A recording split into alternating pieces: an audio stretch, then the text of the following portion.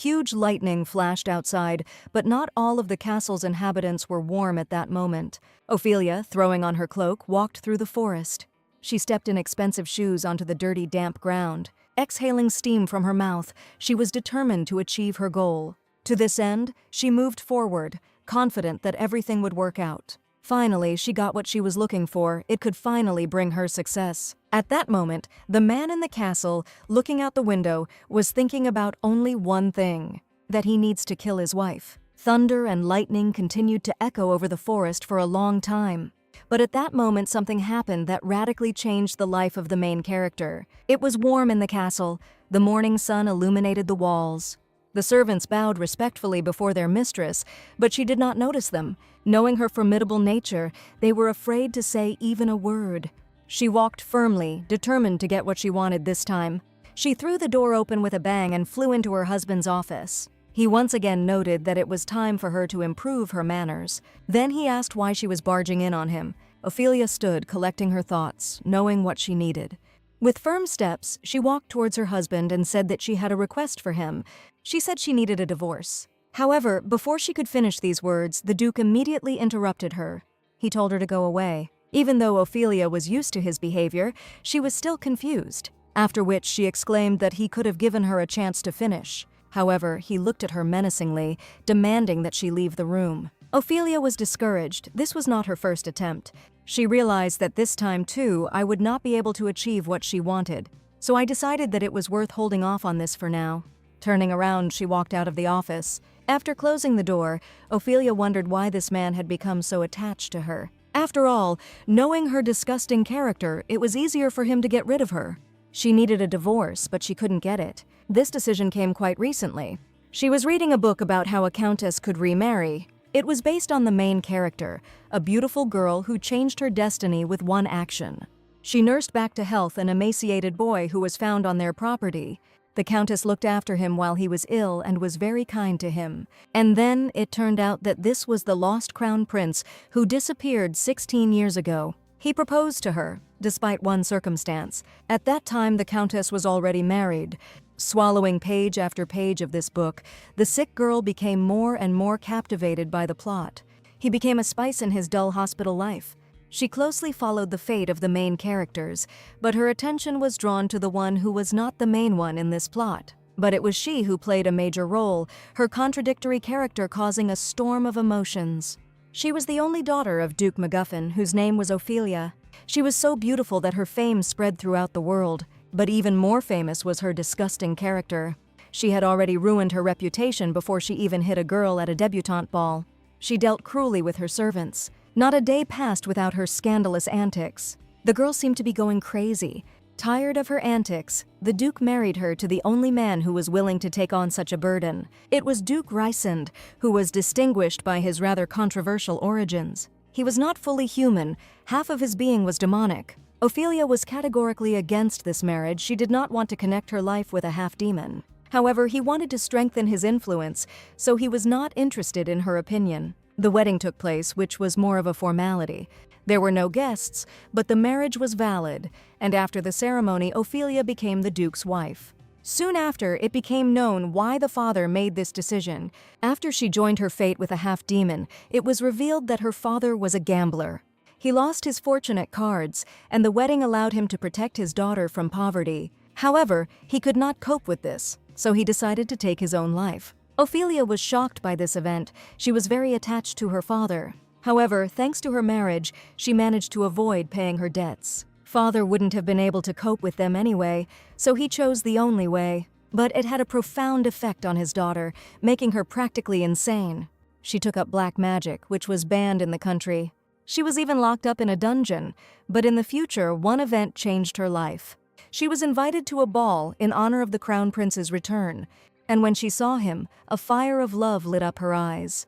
She hated her husband, but as Crown Prince, he took over her heart. Looking at him, she could not control her feelings. However, he already had a lover, a countess who saved his life. Ophelia became the main villain of the novel. Not a day passed without her antics. She even once kidnapped a countess, trying to sell her into slavery. Every day she created many trials for her, mocking her. The prince tried to protect her, but he could not resist Ophelia's husband. Despite his great desire to deal with her, Duke Sylvester was too strong. This pair of villains interfered with their happy life, and the Duke always and everywhere protected his wife, not allowing the prince to punish her. This half-demon was the strongest man in the country.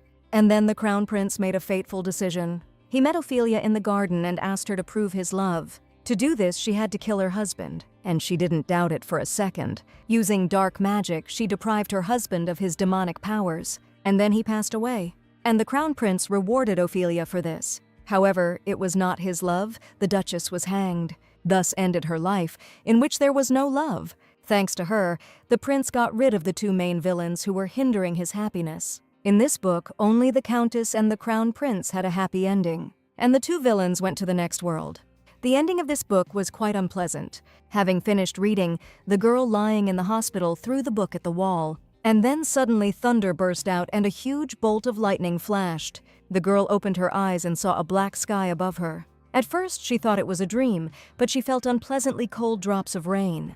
She lay sprawled on the ground, not understanding how she had ended up there. Only later did she realize that she had found herself in the book she had read, not as the main character, but as the main villain. It would seem that this was an unpleasant outcome, but there were also some positives. Ophelia was still beautiful, long silver hair, huge eyes, and besides, she was healthy. For a girl who spent most of her life in the hospital, waking up in the body of a person who did not suffer from illness was happiness. When she woke up, she barely made it to the castle, where she was met by servants. The first thing she wanted to understand was what part of the book she was in. Luckily, her husband was still alive at the time. The downside was that Ophelia had already fallen in love with the Crown Prince, which means she's already started stalking him, and she tormented his beloved Countess in every possible way. She used black magic on her, trying to drive her out of this world. The Duchess was cruel and quite original in her punishments. But there were also the usual dirty tricks that she allowed herself to commit, pouring wine on a girl in front of everyone at the ball. And she did everything to ruin her husband.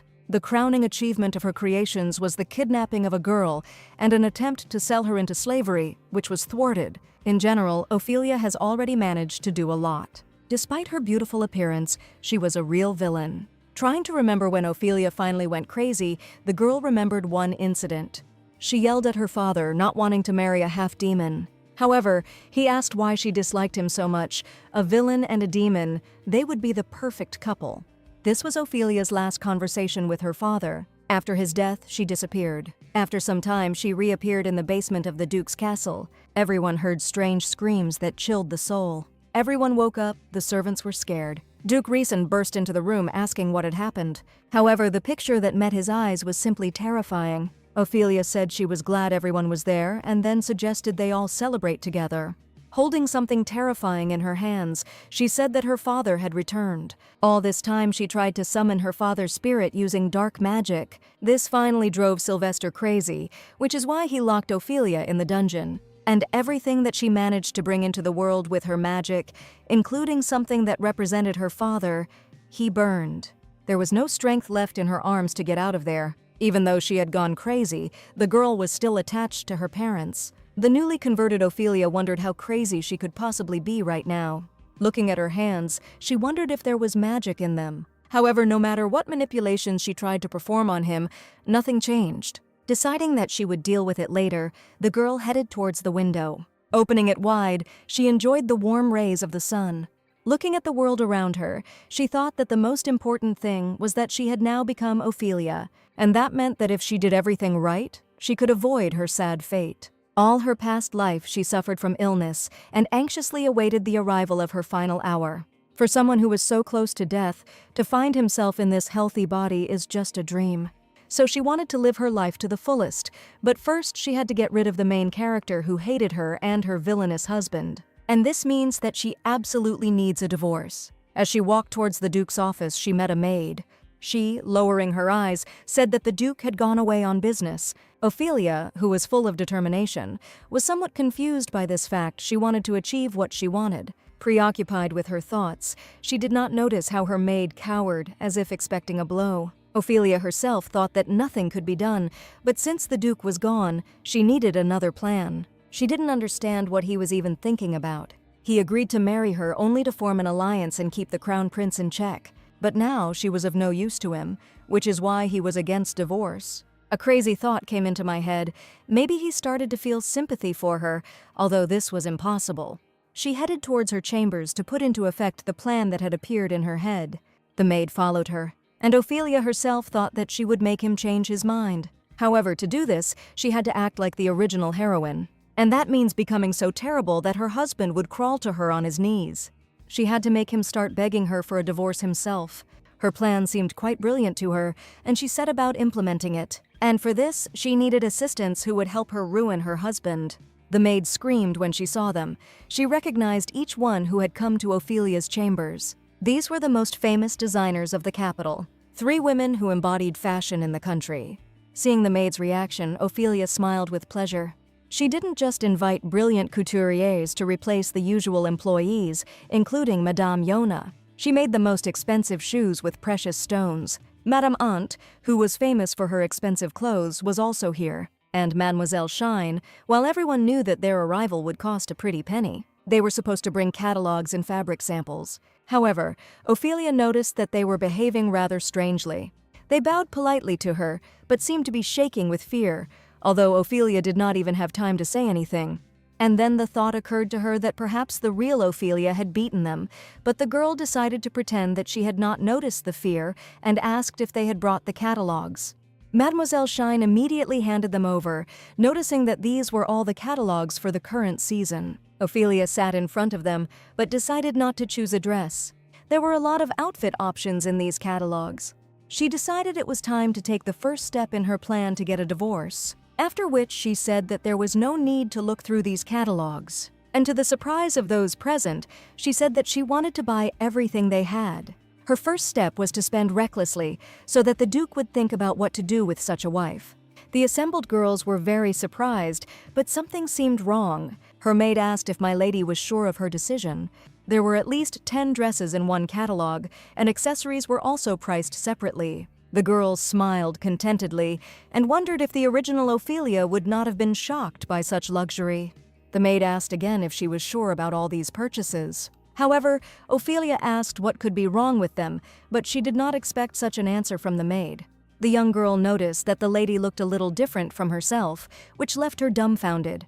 She noticed that her mistress used to buy all the dresses without looking at the catalog, and when she didn't like them, she made them redo everything and bought dresses for the next season. At the same time, she stunned all the fashion designers by calling their clothes rags. Ophelia realized that she had missed the mark badly, and the maid said that if she wanted to finish for today faster, apparently she was very tired. The girl noted that she really needed to rest. Walking down the corridor to her room, she thought that the first step had failed because she was thinking too poorly. Then she would have to take the second step, although she really didn't want to.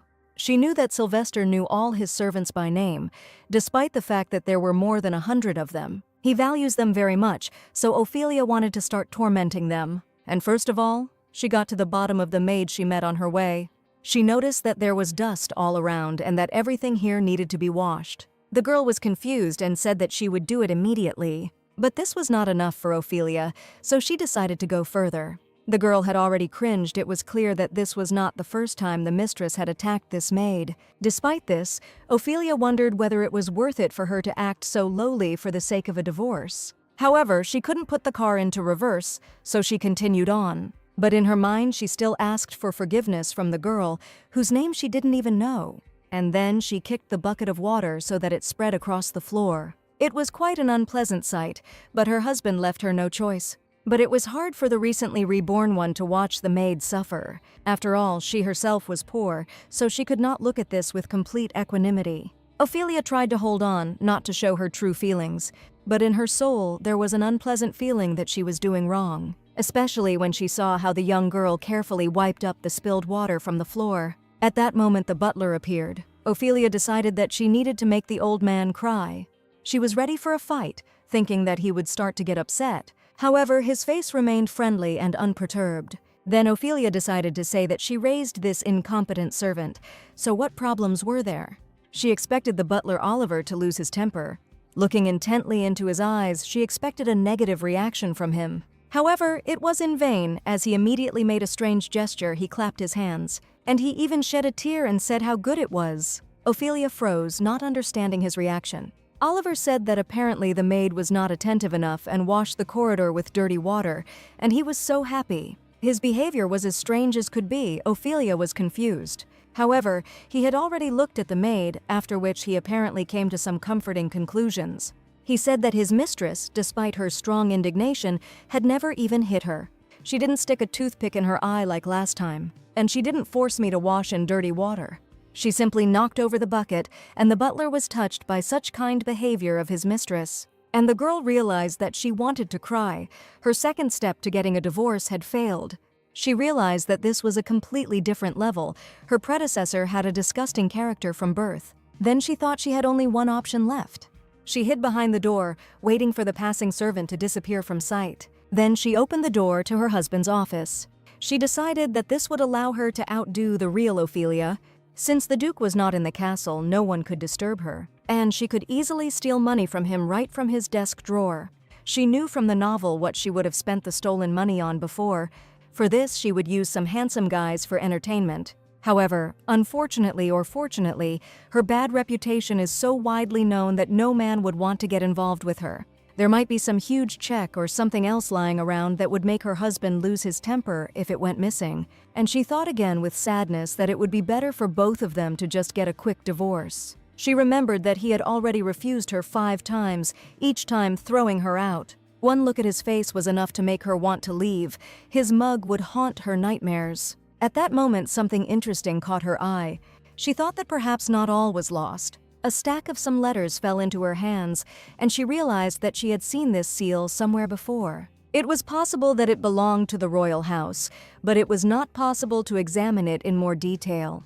She heard footsteps and heard her husband's voice. He asked what she was doing here. Ophelia jerked back in surprise but remembered her mission. She immediately hid the letters, after which she grabbed the first piece of paper she came across. And then, pretending to be indifferent, she said that, as he could see, she was studying his office. She thought he had money to steal. At that moment, his face was just stunned. Ophelia was sure that he would be very angry when he realized what she had been doing there. The Duke grabbed her by the shoulders. She expected a scolding, hoped for it. He held her so tightly that she was sure he would immediately tell her to leave. However, her husband suddenly smiled and said, "Is she finally trying to behave like a proper mistress of the house?" The girl simply froze and didn't know what to answer when he looked at her with such hope. And she was simply frozen and did not understand which way to bend her line now. And he again enthusiastically asked if she had really come to her senses. Looking at him, she couldn't understand what he was saying. She asked if he had understood her actions correctly enough. And she repeated this, looking him in the eyes, saying that she was going to steal money from him. He laughed and said that it was so and that it was right. Stealing something from someone else and keeping it for yourself is the fastest and easiest way to get what you want. When he looked away, she didn't believe he was telling the truth. However, he looked up at her and said that he even liked it. Ophelia couldn't understand what the hell was going on. She wondered what nonsense he was talking about. What was he even talking about? And there was something else. When he touched her, the blood rushed to her cheeks, and this was completely inappropriate. She knew his blood was half demonic. Thanks to this, Sylvester possessed a hidden ability to seduce. It was said that by using it, he amassed a fortune and received his title.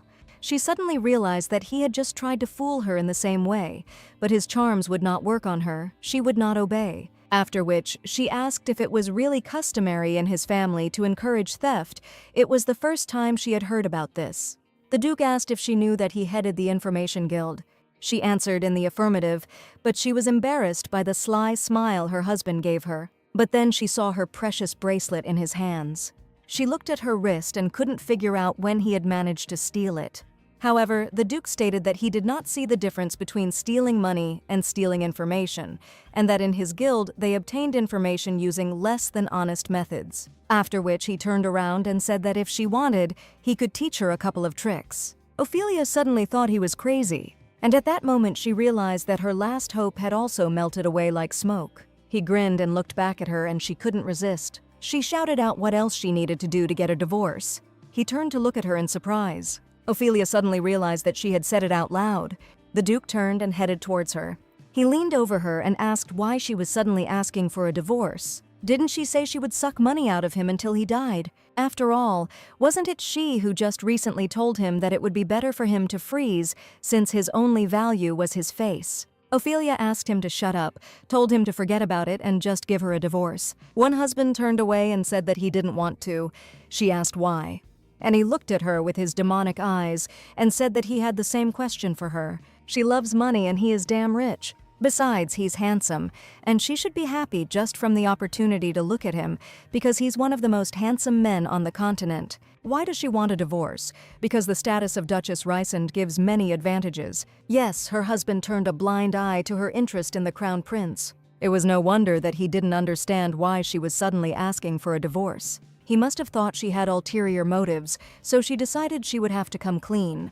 She said she wanted a divorce because she didn't love him, and the Duke asked if it was because she loved the Crown Prince. Ophelia couldn't understand why he was suddenly asking about this. However, he had already turned away and said that perhaps this was a stupid question. It was obvious. She wanted to argue with him, to say that it was not so, but he suddenly said the word good. Not believing her ears, Ophelia asked if he had really agreed to a divorce. However, he turned to her and said that he had a proposal for her. He would like to make a deal. Ophelia looked at him in surprise, not understanding what he was talking about. And he, judging by his appearance, had already decided everything. He reached out his hand to her and touched her fingers. After this, he took her hand in his and said that in order to get a divorce, she must seduce the Crown Prince and win him over to her side. This proposal was completely unexpected. Ophelia thought about it as they rode in the carriage. She knew how the Crown Prince felt about her. He simply hated her. The Duke calmly studied some papers and read a newspaper. He asked her what was the matter, why she was sighing so loudly. It looked like she was going to a public execution. In fact, that was the case. Ophelia said that she couldn't do it because the Crown Prince hated her. The Duke looked at her calmly and said that it was even funny why she was now pretending to be quiet. Wasn't she the one who was chasing the Crown Prince, hiding in the bushes in his palace? Then he asked who had grabbed the poor lady by the hair and snatched from her the invitation she had received from the Crown Prince. Ophelia blushed and pretended it didn't apply to her, and the Duke recalled how she brandished a penknife and threatened to gouge out the eyes of anyone who dared to look at the Crown Prince. Ophelia thought that based on what they had talked about on the way, she seemed to now understand what he had in mind. In fact, Sylvester was in favor of the second prince being the next to ascend the throne. However, the Crown Prince enjoyed the full support of the current emperor. That's why Sylvester and Crown Prince Kalian became enemies. And then Ophelia appeared, who was madly in love with the Crown Prince. She drew him into a love triangle, giving him a bad reputation. There was even a case when the emperor publicly spoke out against him, and it became clear that for Sylvester, his wife was just a pawn. He was ready to sacrifice her for the sake of victory in this game against the Crown Prince. And the crazier she behaves, the more the Crown Prince's position will be shaken. The Duchess sighed and asked how he could use his own wife like that. And he calmly remarked how dare she try to leave her husband for another man. After that, he noted that in any case, after the divorce, she would be able to run after the prince as much as she wanted. It would be better to start doing this now, while she had the status of a duchess. He remarked that it would even be to his advantage, and she asked if he would really divorce her if she did this. He replied that he was looking forward to it. She looked at him and realized that this really was her only chance. Finally, they arrived at the imperial palace. As she got out of the carriage, Ophelia felt some excitement. After all, after her rebirth, she will be in the palace for the first time, which she only read about in a book. The Duke reminded that this was the first banquet in a long time. And of course the Crown Prince will be here too. She must remember what she must do. Then Sylvester reached out and straightened a strand of her hair. She turned around sharply, and he said that she had changed. And she doesn't even worry one bit, even though her head is a complete mess. He carefully, even somewhat tenderly, adjusted her hair. She found such a gesture surprising from a man who was half demon. The Duke noticed that with her hair disheveled, she looked like a mad woman. And this could very well work too. Ophelia got furious and said that it was her natural charm. When she walked inside, she was struck by the luxury. What was even more striking was the number of people who had gathered. She had never been a member of such a large society. This was another bonus that her new body gave her. However, upon entering the hall, she felt uncomfortable. She understood perfectly well that she had never even dreamed about this. She had never even had such a thing in her head. Every step she took felt like an overcoming. However, as she passed people, she heard whispers. Someone was wondering if she would suddenly start freaking out. She heard someone hiss at another, saying that if she noticed him, she would curse him. Everyone literally shied away from her. Trying to keep her composure, Ophelia thought they were acting as if she were contagious. At that moment, I heard someone's quick steps, and someone told me that it was not bad. The girl turned around and realized that she was about to meet a person who was very important for her destiny. It was impossible not to recognize him. He had luminous snow-white hair, deep dark gray eyes, and a masculine physique that subtly radiated grandeur. It was Kalyan von Rysand, the crown prince with whom her predecessor had been in love. She wondered what she should do now. The laws of this world were so terrible, women who lived alone for no reason were sent to prison. So if suddenly, instead of a divorce, she tries to run away, then she will also end up in prison. Therefore, she had to get a divorce and remove the shackles from her hands. Once she has a valid reason to live alone, nothing will interfere with her freedom. And the path to this lay only through the death of the husband or divorce. First, she needed to make sure that Kalyan didn't hate her as much as he did now. However, upon seeing her, he immediately raised his hand and called the guard. Pointing his finger at her, he ordered that the woman be taken away immediately. Great, thought Ophelia. I just arrived and they're already kicking me out. She raised her hands and told them not to come closer to her. You can't just kick her out for no reason, because she hasn't done anything. She wanted to show that she was not only surprised by such behavior, but also that she was not holding anything dangerous.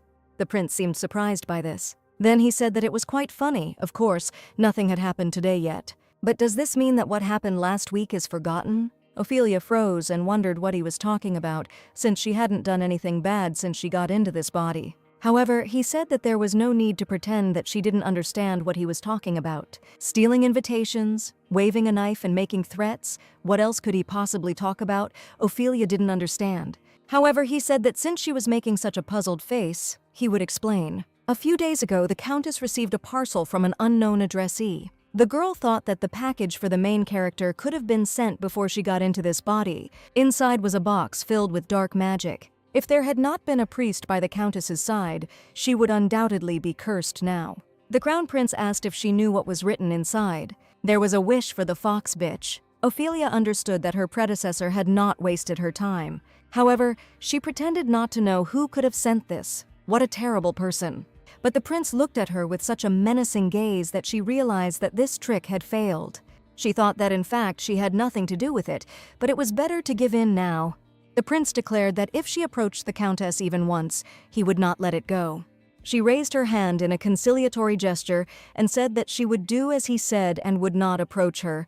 This stunned the prince. Usually she was not so obedient. He seemed to become even more enraged, although it was unclear why. And he began to shout that she should not even greet the countess and that she should completely forget about her existence. Everyone watched this scene and the girl felt uncomfortable. Ophelia thought that she had already agreed, but he still started yelling.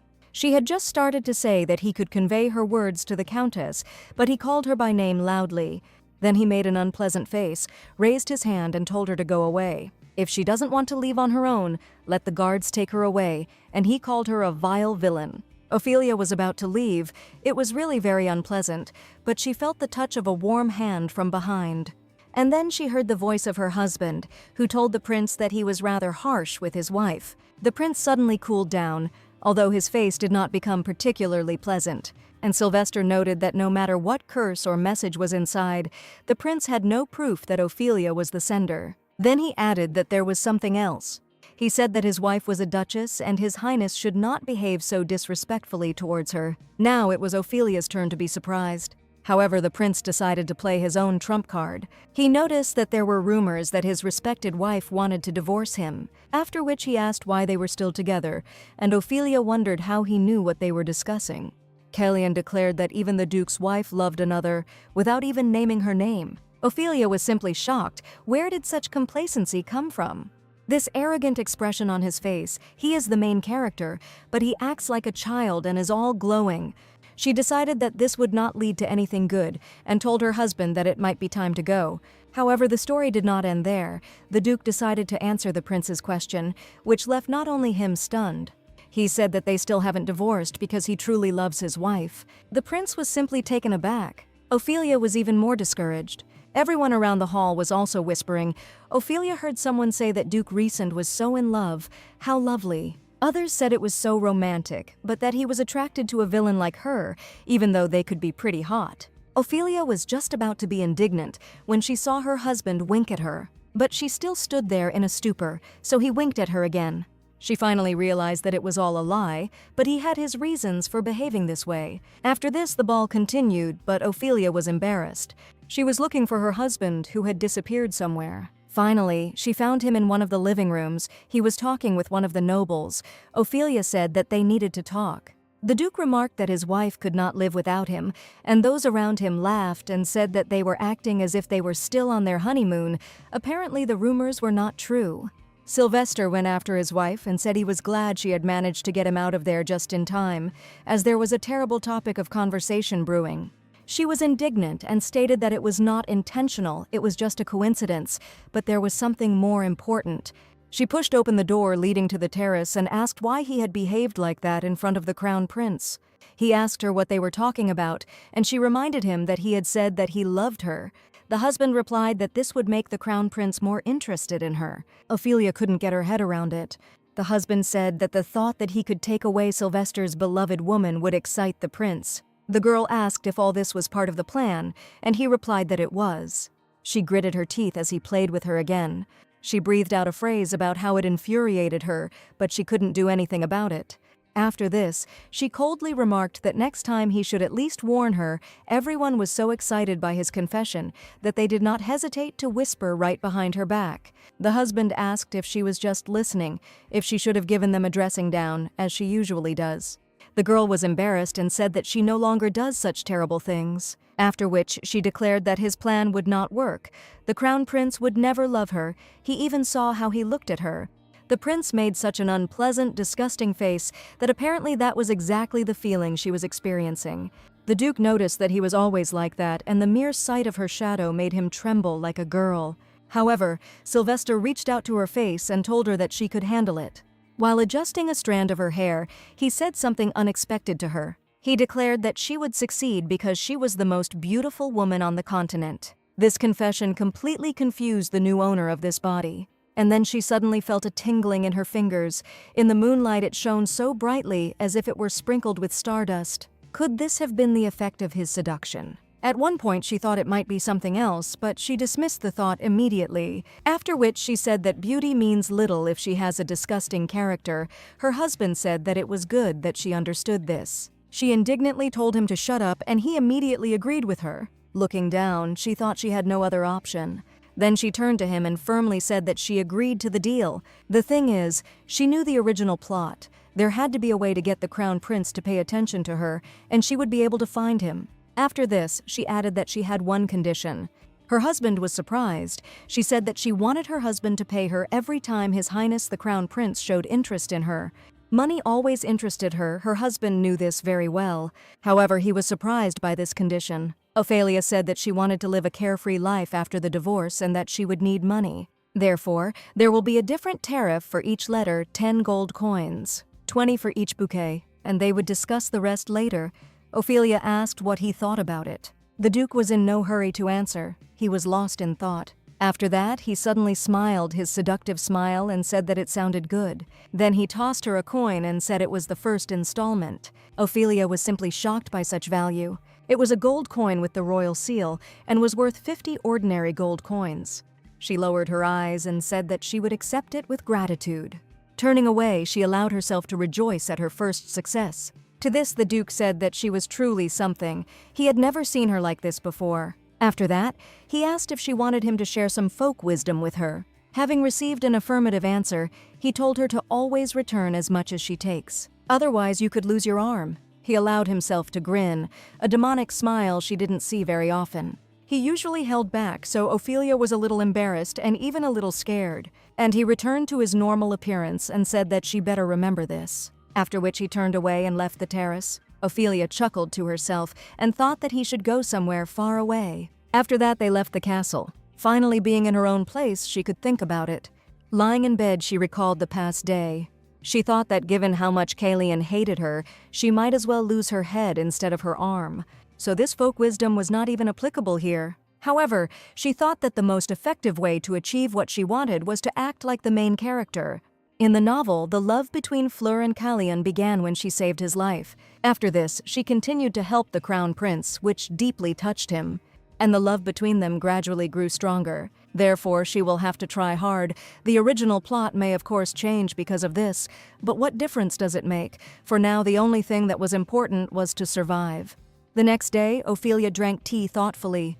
She asked her maid, Irene, if there had been any invitations from Cordele County. She didn't expect such a question and even asked again out of surprise. The Cordele family was one of the most prominent in the empire, receiving support from the former empress, Kallian's mother. Before her death, the empress hid a letter for her son in their estate, but family members were unaware of its existence. The empress clearly enjoyed playing hide-and-seek. Ophelia decided to find this letter and deliver it to the Crown Prince. Perhaps then he would look at her from a different perspective.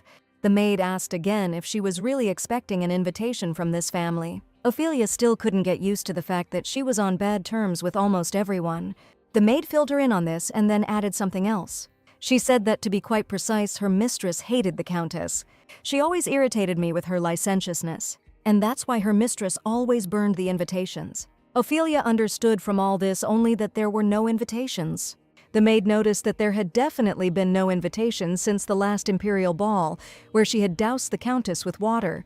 Moreover, they said that since then the Countess was afraid of meeting Ophelia. She asked if her mistress wanted to visit the Cordele family.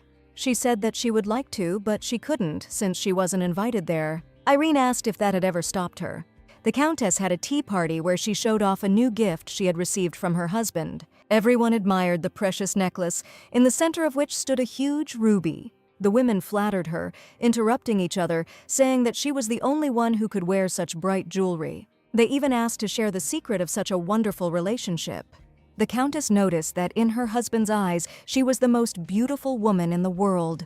The ladies immediately noticed that there was no more beautiful woman in the empire. Someone even said that they would like to be like her.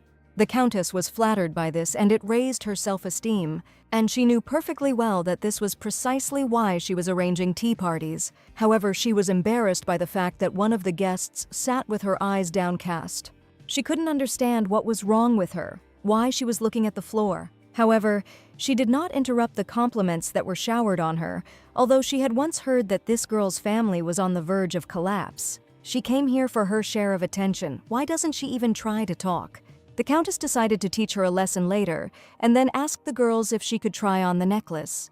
Everyone immediately supported this idea, but their tea party was interrupted. One of the girls screamed and drew their attention to the entrance to the gazebo. Nobody expected such a guest. The Countess glanced briefly, hoping she had imagined it. However, a second later she realized that this was not the case. She screamed when she saw Duchess Rhysand, who had come uninvited. Confused, she exclaimed that she was glad to see her, noting that they had not seen each other for a long time. Ophelia thought that the impudence of the previous owner of this body was quite appropriate, remembering what the maid had told her. She noted that if she wanted to visit the Countess, she could simply come there and she would definitely be received. Her position in society was such that no one could refuse her. However, the Countess, remembering recent events, was filled with fear. She tried to hold on, reminding herself that this was her home. The Duchess cannot afford to insult anyone in their own home. Countess Cordele kept repeating to herself that she would not give in to provocation. Ophelia, realizing she had to keep a straight face, asked how long they would stand like that and if they would offer her a cup of tea. She understood that confronting the Crown Prince and her husband was quite difficult, but at least they were men who didn't try to poison. But drinking tea with women from high society was much more dangerous. Ophelia had to save face until she got what she wanted. Countess Cordele asked how she had come to make such a long journey, after which, not noticing the obvious attacks from the Duchess, she became bolder. She noticed that there were no empty seats at her table. She then stated that, unfortunately, she would therefore not be able to accommodate the Duchess properly. And after that, I hoped that the Duchess would still leave and not spoil the atmosphere for them. After all, everything was going so well for her. The girls at the table waited to see how the situation would end, knowing the Duchess's dangerous nature. But the one who had previously attracted the Countess's attention with her sadness suddenly made up her mind. She stood up from her chair and said that the Duchess could take her place. Countess Cordell was simply furious. She couldn't understand how she would get out of this now. Ophelia kindly thanked the lady who gave up her seat and accepted her offer. She said she would be glad to take advantage of her kindness. The ladies were very surprised by what was happening, since the Duchess rarely adhered to manners. However, there was nowhere to go. She became part of their company for this tea party. At that moment, the Duke was watching her from the window of the Count's palace. He couldn't understand what his wife was doing here, because she hated the Countess. This was all the more surprising since she couldn't stand drinking tea either. He himself came here on business. He needed to talk to the owner of the castle. He, noticing the Duke's worried look, asked what he was thinking about. When the Duke said that he did not understand why the Duchess had come here, the Count cried out, "Could Ophelia really be here?" The Duke answered in the affirmative, after which he menacingly asked what the Count had against his wife. When he noticed that she was rarely sent invitations to tea parties, the Duke could not resist. He asked since when his wife needed an invitation to come somewhere. The Count realized that he had said the wrong thing and immediately hastened to apologize. He bowed low and asked forgiveness for his rudeness. After this, he asked permission to leave the Duke for a short time to visit his wife. The Duke did not resist, noting that it was worth doing this before his wife did something wrong. The Count immediately ran out of the room, afraid he wouldn't make it in time. He remembered how the last meeting between his wife and Ophelia ended. She then doused her with water, claiming that she thought the Countess's hair had caught fire. She always found ingenious ways to get out of difficult situations. I wondered what she would do this time. The Duke sighed and thought that he would never have a peaceful day with this woman. At that moment, his assistant entered the room and asked where the Count had run so quickly. He even stumbled slightly when he heard that the Duchess had arrived at the castle. The assistant asked what she needed here, since everyone knew how badly she treated the Countess. The Duke decided to be sarcastic and said that perhaps she wanted to help him with his business. The assistant chuckled and said that this couldn't be true. However, the Duke gave him his demonic look. He became embarrassed and said that he asked for forgiveness. He did not always control what he said when it came to my lady. His master remarked that he had better watch his tongue if he did not want to lose it. Despite everything, the Duke was quite loyal to his employees. His assistant said that he would try. He would like to serve him for many more years. Then he asked that there were rumors that yesterday my lady had once again asked for a divorce, and whether the Duke had refused her again. The Duke clenched his fists and answered in the affirmative. The assistant was genuinely perplexed and asked why he refused. After all, the Duke can sue her in countersuit and receive compensation. However, his master's answer surprised the assistant. He said that it was good. The more others disliked her, the more they felt sorry for the Duke. Besides, Ophelia liked him at first sight. The assistant was surprised. He asked if he really liked her. But why?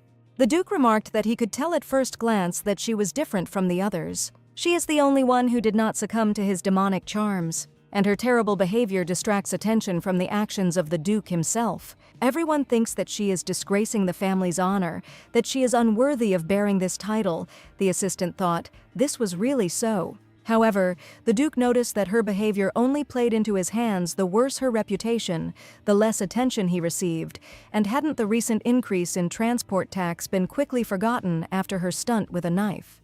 And besides, this time she is determined. The servant asked what it was. The master replied that she was going to win the heart of the crown prince. When his assistant asked if that wasn't what she had always tried to do, he remarked that things were different now. His wife had changed a lot. If before she was like a bull that was rushing blindly ahead, now she became more like a cunning fox, and he was interested in what she would do next. At that moment, a vase cracked and events took a completely unexpected turn. Ophelia stood with a box with a necklace in her hands, and in front of her the Countess, on her knees, begged her to accept this necklace. The woman cried and swore that she was ready to give it to her. Ophelia stood and thought about how it all came to this. It was as if a raven had flown by, and in just a few minutes everything around had changed. Yes, she was able to get a seat at the table. However, the Countess was categorically against her. The other girls also expressed some strange uneasiness. Ophelia understood that the situation was extremely tense and wanted to diffuse it a little. And then she noticed on the table the decoration that the Countess had previously boasted about. She remembered it. It was from a novel. The girl asked if this was a dragon necklace. With a trembling hand, the Countess reached for her cup of tea and thought that even the scandalous Duchess recognized him. And out loud she said, laughing a little nervously, that this was exactly it. This necklace was very rare and a gift from her husband. Ophelia just sighed and didn't control what she would say next. She smiled and said that it was very beautiful. And then, as if a bolt of fire had flashed by, all the girls' faces darkened. Ophelia could feel the fear they began to radiate. The Countess suddenly thought, "It can't be. Ophelia really wants to take her necklace." At that moment, all the girls cried out, saying that this necklace was a symbol of Count Cordel's love for his wife. One said that no matter how much Ophelia wanted him, she would not be able to get him. Everyone began to tell the Countess not to give this necklace to Ophelia. However, everyone knew that the Duchess was a witch who could easily cast curses that even the most powerful priests could not remove. If she gets upset and loses her temper, the Countess's life will be doomed. And Ophelia herself was confused. What did she want him for? She didn't say anything about it. Did the word handsome really mean something different in the world of novels? She just wanted to give a compliment to lighten the mood, and as she tried to pull herself together, she thought she needed to somehow simply explain to them that she didn't mean anything like that. Raising her hand in a conciliatory gesture, she said that there had apparently been a misunderstanding. However, her raised hand was perceived in a completely different way, and it was simply astonishing. The Countess's eyes widened. She remembered that raised hand earlier, when the Duchess hit her, when she doused her with water at the event. Her conditioned reflex simply kicked in, and she covered her head with both hands. At that moment, due to a sudden movement, the vase flew off the table and broke. The girls were simply horrified. Apparently, the previous Ophelia was still terrifying. They watched, trying to hold on, but they knew they could not resist the Duchess. Still covering her head, the Countess thought that it was too quiet. Was Ophelia really not going to hit her?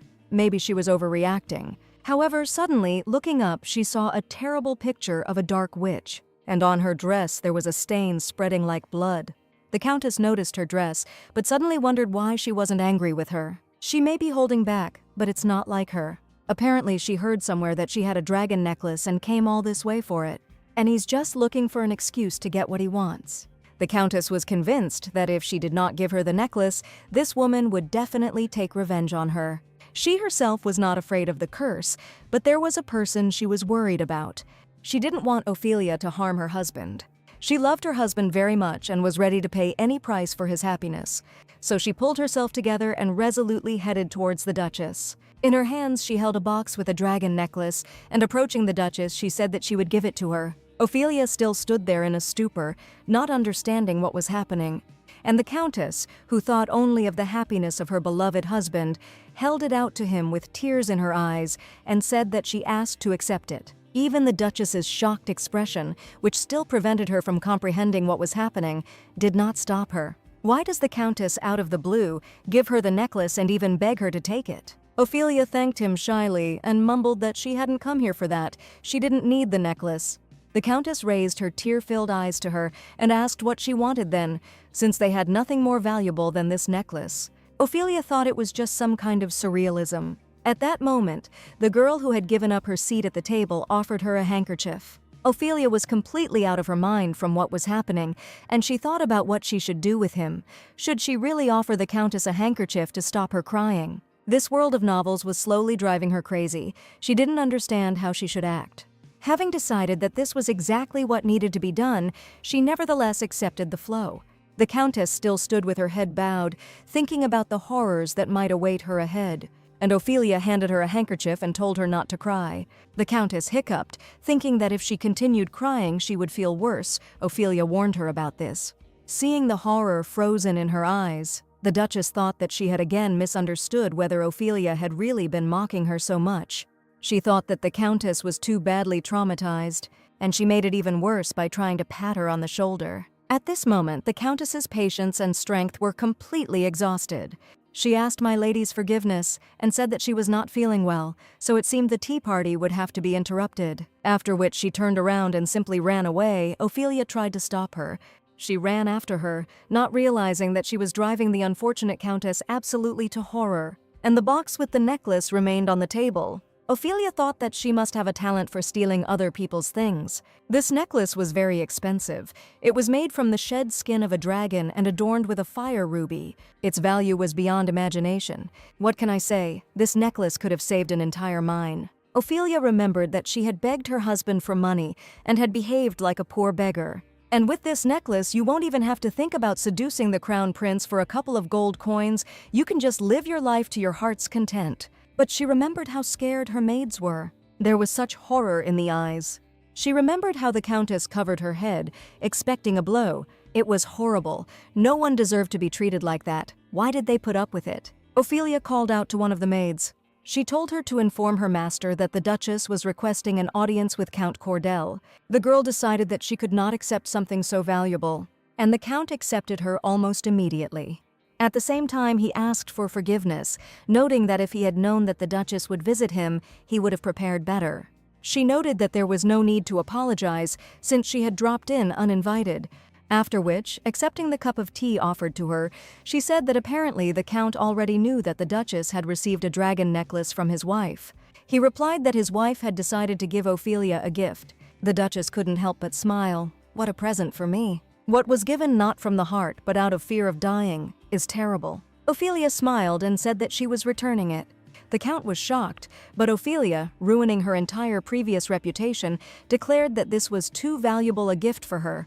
The head of the Cordell family tried to stop her and said that gifts are not returned. Ophelia decided it was time to play a card up her sleeve. She wanted to return the necklace and get the Empress's letter. Therefore, she stated that the situation was difficult and that returning the gift would be disrespectful. This means that this act will negatively affect the reputation of both families. After which she announced to the stunned Count that she had an idea to make an exchange. She slammed the box shut and placed her hand on it. Then she got up from the table and said that she was offering him a deal. A short time later, she drove away from the county, completely satisfied with the day that had passed. She got what she wanted, although honestly, the situation was so-so. On the other hand, she was happy because she achieved what she wanted. Now she had a letter from the former Empress Margaret. She knew it was hidden in a painting, but she didn't know which one. In the original, the main character found it by accident, and the Duchess was sad to return the necklace, but her heart felt much lighter. And with this letter, she had every chance of winning the Crown Prince's approval, although exchanging a jewel for a tattered portrait was somehow strange. But the Count did not show any particular surprise, and Ophelia was already imagining how everyone would talk about her. What an angel she was. For her, it was a real victory, so the trip was a success. However, her expectations were not met the next day. All the newspapers were full of information that she had stolen a great work of art from the Cordell house. They wrote that the self-portrait of the brilliant artist fell into the wrong hands, and that the Countess was mocked by an uninvited guest. Ophelia realized that she had taken some valuable crap, thinking that it was just a portrait of someone's grandfather. In fact, she has already received the Empress's letter, so she can return this painting. However, her husband had a different opinion when she mentioned this. He looked at her in surprise. Afterwards, he said again that Ophelia was something special. She brought home such valuable loot. After taking a look at it, he said that in 10 years, this painting would be worth millions. Ophelia noted that the price usually jumps up like that after the author's death. Her husband laughed and said that this old man would definitely kick the bucket in 10 years. Ophelia became furious and demanded that he give her the portrait she intended to return it. However, he acted childishly and said that she had already brought it to the Duke's house, so it belonged to the Duke. And anyway, he was the first to touch it, so the portrait is now definitely his. The girl didn't understand how a grown man could be such a child. She cried out that because of this portrait, her reputation had suffered another blow, and it could not be left like that. The husband laughed and asked, since when did she care about her reputation? Didn't she understand that it was too late to worry about such things? He told her to remember everything she had done. She was already at rock bottom. The Duke reported, not without pleasure, that the ladies at the tea party were discussing how she had brought the Countess to tears and even hit her, and in addition, had stolen an expensive portrait from the Count. Ophelia realized that there was an invisible wall in front of her. No one considered her a person. In the eyes of those around her, she was a devil.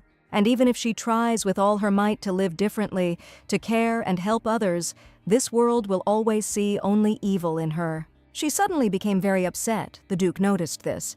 When she said in a resigned voice that no one was on her side, she suddenly heard that she was wrong. Her husband looked up at her, but there was no spark in his eyes that betrayed his demonic nature. He looked and saw how his wife was truly saddened, after which he leaned over to her and asked if she really thought that he was not on her side either. He was so close, Ophelia felt the power of his energy, but she was surprised by his words. She believed that her husband hated her for her behavior. The girl asked in surprise if this was true. However, at that moment he made fun of her again, and she got furious. He ruined such a wonderful moment. Then he looked at her carefully and changed the subject, noting that she had great achievements. His wife turned the whole country upside down in just one day. All everyone can do is talk about her, and to his good fortune, no one even seemed concerned about the fact that only yesterday he had discussed raising taxes with Count Cordell. People are always more interested in rumors than in stupid politics. After all, it is precisely on her that the well-being of not only ordinary people, but also the nobility depends. Ophelia Reasoned, a woman who always attracts the attention of those around her, remains more talked about than tax hikes. The Duke smiled and said that she was free to do whatever she wished, but there is one thing he cannot allow her to do. Looking closely at his wife, he said that Ophelia would never leave him. He was the darkness that found freedom in her light. After which he added that she could feel at home in his cage. Then he switched to the papers and said that she had received some kind of letter. After this conversation, Ophelia felt drained. She wondered if anyone would really send her a message. It was signed by Jasmine Smith, and its content was quite unusual. The girl wrote to her that she hoped not to cause inconvenience. It was the same sad lady. She said that she found herself in a strange situation yesterday, but she was too shy and therefore could not take part in the discussion with the other ladies. Because of which, in the end, she received hints that she didn't fit into the team. Ophelia read and realized that this was the same girl who handed her the handkerchief, and she went on to write that thanks to Ophelia's appearance, she was able to leave unnoticed, and thus she managed to avoid the Countess's displeasure. She added that for all this, she sincerely thanks the Duchess. She suddenly felt triumphant finally. At least someone was on her side. The weather was beautiful. Ophelia thought it was a wonderful day to meet the Crown Prince. She recalled how her husband said that she was terrible, that he had invested in her in vain. And now she was simply jubilant, confident that at least someone was on her side. However, while the story was still going exactly as in the original, that didn't mean it wouldn't change in the future. She decided to go to the palace and follow in the footsteps of the main character. Then Countess Fleur did something that greatly raised her value in the eyes of the imperial family. There was a boy who served but always got slapped. He was called a useless orphan. He worked for pennies, cleaning and doing laundry to support himself. Nobody cared about these slums, but Fleur built a shelter there with her own money. And one day a boy came there who had the temperament of a sword master. The imperial family appreciated her achievement and her position was strengthened. Ophelia was determined to get ahead of her and win the Crown Prince's favor. Finally, they arrived at the place, the palace. Ophelia looked at him with admiration. In the rays of the sun, he looked even more majestic. She was unable to obtain an invitation, but she warned that she would come and mentioned the importance of her visit. However, her hopes were not fulfilled. The guards at the entrance declared that His Highness the Crown Prince had forbidden her to come. She wondered why she even thought he would let her in. Then she decided to simply send the letter to the prince, telling the guard that when he saw what was in it, he would allow her to pass. This servant took the letter so disgustedly with just 2 fingers, as if she had brought some kind of trash.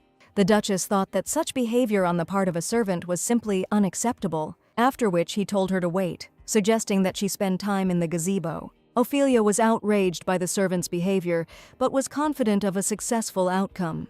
And she expected that even if the prince did not run out to her with open arms, he would at least accept her. However, an hour later she was still waiting, the girl thought. There was war and peace in his letter or something?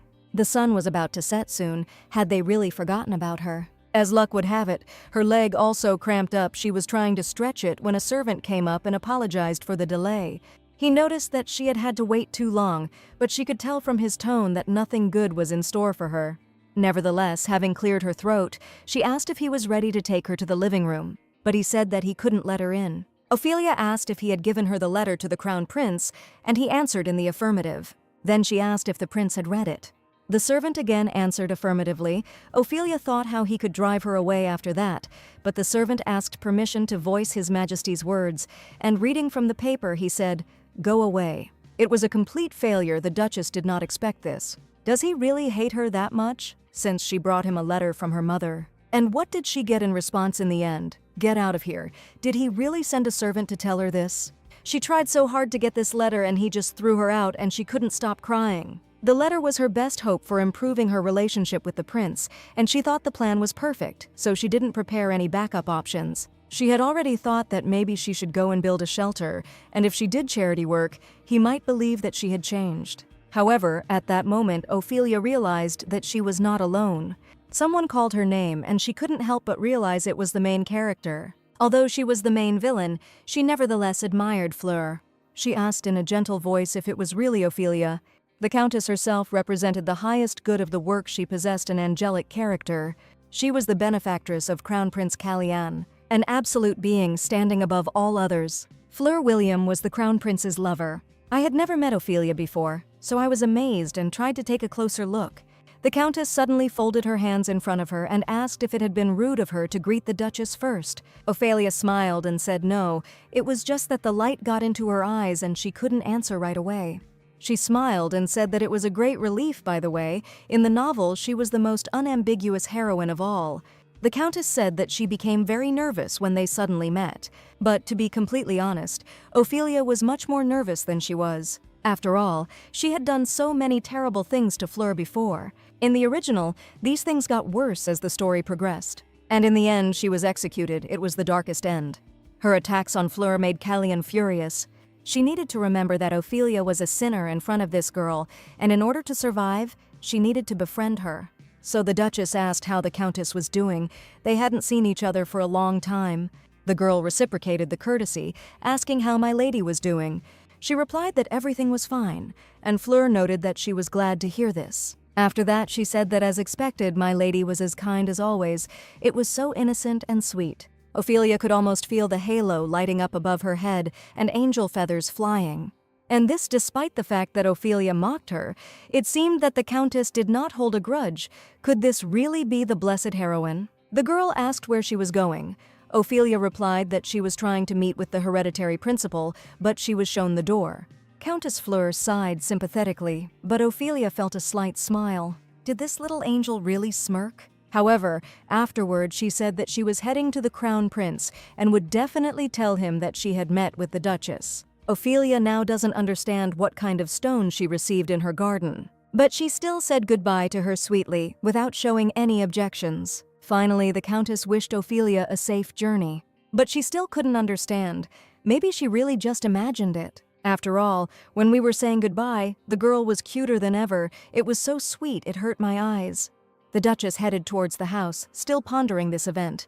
She sat in the carriage and thought, because she had definitely said that she had been thrown out while trying to meet with the Crown Prince. The Countess must have known that Ophelia was interested in him. No, it couldn't be that she didn't know this, but what did it all mean then? And what was the point of all this pretense, since she couldn't treat her well? It was more than strange. Ophelia couldn't understand it. She felt as if the Countess was making fun of her. Or maybe it just seemed that way to her. The girl was still tormented by vague doubts. But she had read the book. She knew everything about this girl. Ophelia suddenly laughed nervously and thought that the heroine should be the kindest person in the whole story. This is just nonsense. Sometimes she is even too kind, like a ray of light between two enemies. She could not behave in an unpleasant manner. Although, if you think about it, even while reading the book, I was always irritated by the fact that Fleur in the story was so naive. She asked the prince not to punish Ophelia and her husband, assuring her that everything was fine with her. She was even a bit of a weakling, if you think about it. So Ophelia decided that she still reflected the negative character of her previous owner. The girl smiled at the sun and thought that it was better not to draw conclusions. Time would tell. And who knows? Maybe the bad blood that plagued the heroine's life in the original could turn into something better. Of course, Ophelia herself turned out to be naive here, deciding that she could even become friends with the main character. Her imagination painted vivid scenes of female friendship that were shattered in the next few minutes. When she entered the castle, her husband met her. He was gloomier than a thundercloud, although in all his finery he looked quite presentable. She didn't understand why he was meeting her until she remembered one thing. Before leaving, she left him a note in which she wrote that she had gone to win the favor of the Crown Prince and that he should prepare the money. Only there, for some reason, she put a heart at the end. It was stupid of her. Apparently, she was filled with determination and did not control this moment. If you remember that she was eventually driven away, and why did she even think of putting a heart there? It was completely inappropriate. Even as she was getting down from the carriage, she wondered if her husband really thought that everything had gone smoothly. However, there was such a coldness emanating from him that apparently he either knew or was told. In an icy voice, he addressed Ophelia by name, and then he asked what the hell she had done. She smiled confusedly and said that she had done nothing. But her husband asked in a thunderous voice why she was lying to him. After this, he extended his hand with the paper and asked why then the hereditary principal had sent him this letter. Ophelia was convinced that all this was because of her innocent note. She snatched the letter from her husband's hands to find out what it said. The crown prince demanded that the duke immediately come to the palace with his wife, and it said there that he would make them pay for messing with his woman. Ophelia couldn't understand what the hell was going on.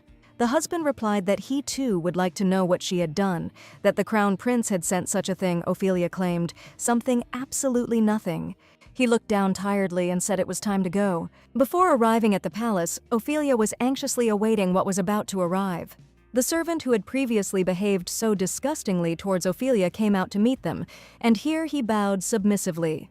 And then he said that they were expected and suggested that they follow him. Ophelia obediently trudged behind her husband, but still could not resist.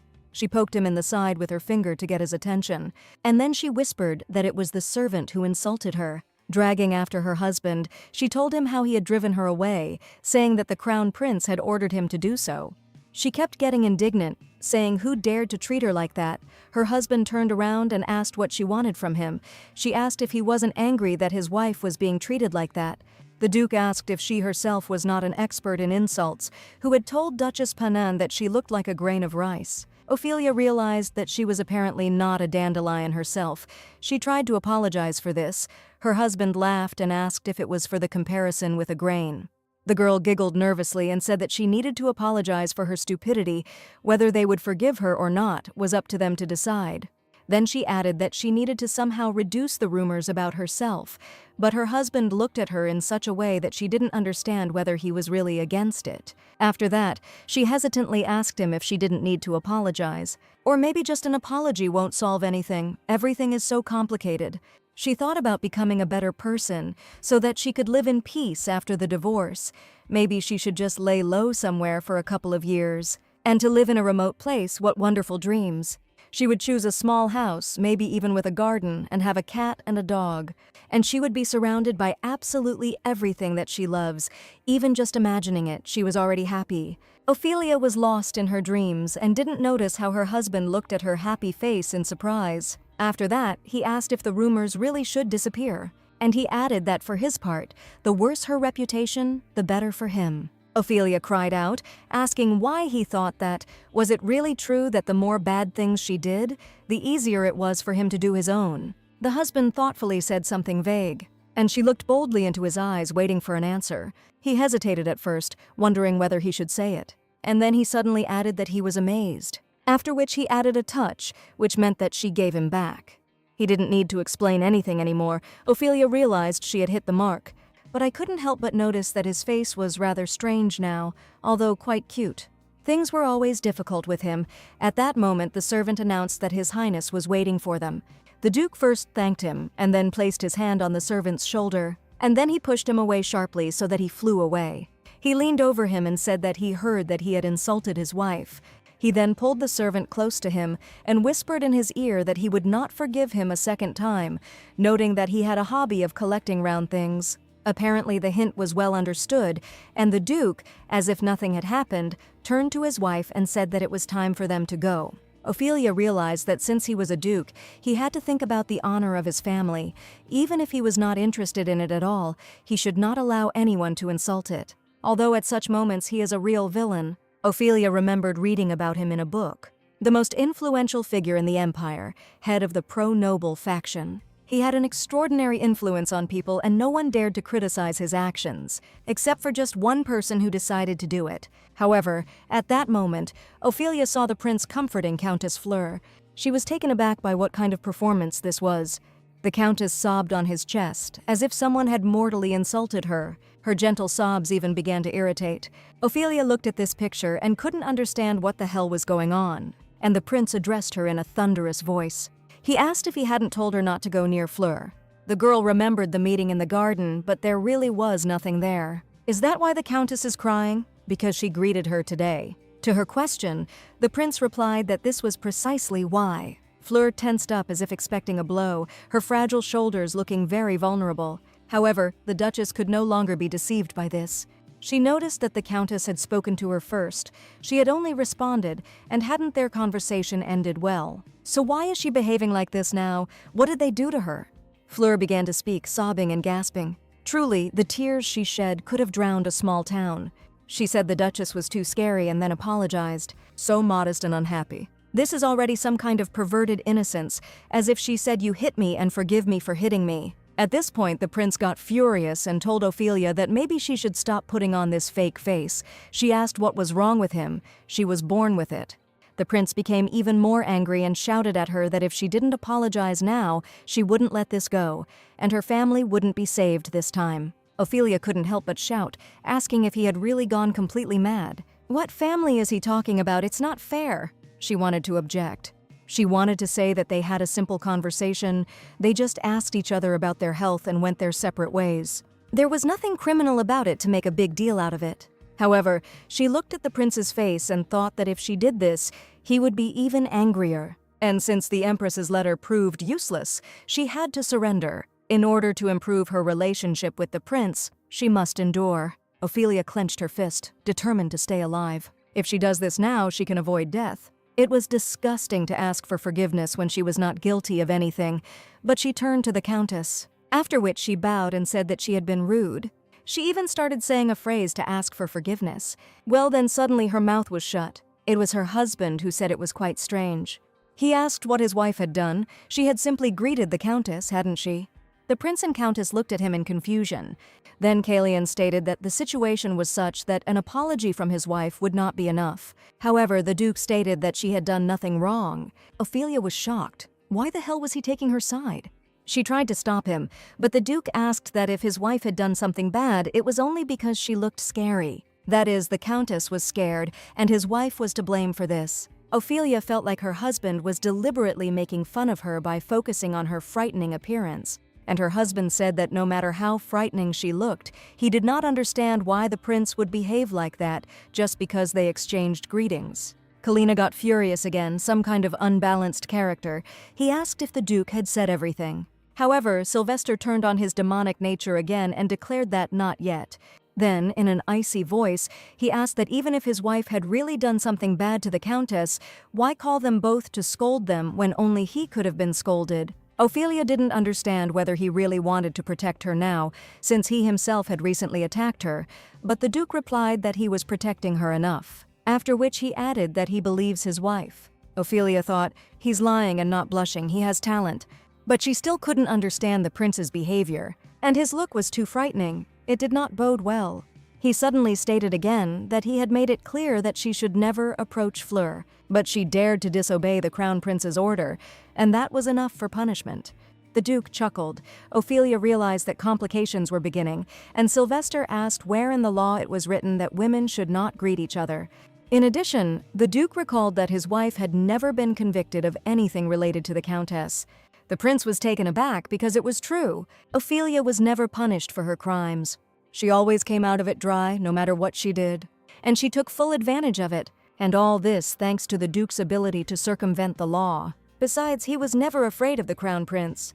Kalian could not resist asking if the Duke thought this was too presumptuous. And Sylvester suddenly lowered his voice and asked the prince why he thought it strange that he was defending his wife. And what is His Majesty doing? Protecting a countess who has a husband? Isn't that even stranger?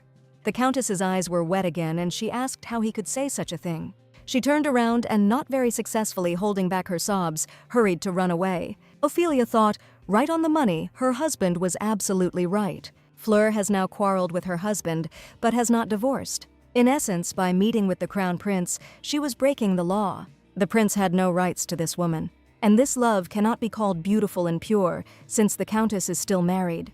The prince knew this very well, but still continued to protect Fleur. He cried out and said that he would not let this go unpunished, pointing at the Duke. Ophelia wondered if she did too. After this, the prince turned around and, throwing out the phrase "we'll see," headed after his beloved. Ophelia didn't understand anything at all. It was some kind of idiocy.